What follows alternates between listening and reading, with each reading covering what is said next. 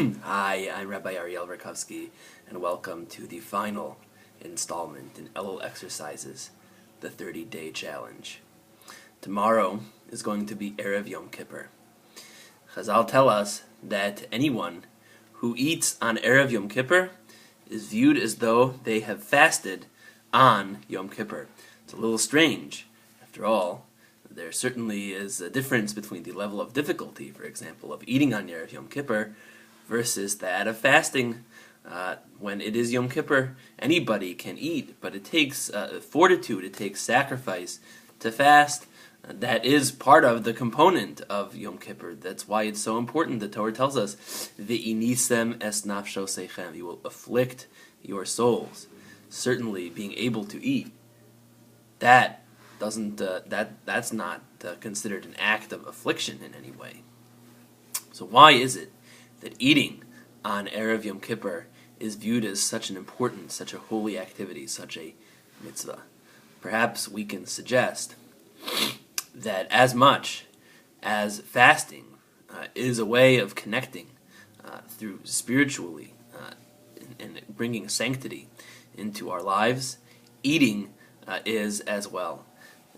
All of these activities that can be such a source of downfall, such a source of frivolity, such a source of misprioritization, can also be a source of holiness. Eating can be an act of holiness when we make a bracha before we put food into our mouths and after we are done with the meal. When we have words of Torah at our meals that are shared together with family and friends. When we take challah off of the challah dough, that is a mitzvah, that's an act of holiness. When we are privileged to live in Israel, there are so many other mitzvos, as far as maser and so on, when it comes to our truma, when it comes to our produce. The very act of eating itself can be a source of sanctity.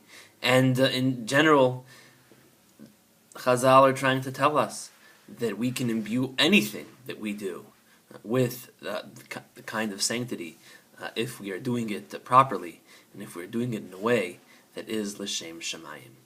Being able to, having the mitzvah to eat on Erev Yom Kippur, that is the way of telling us this as well.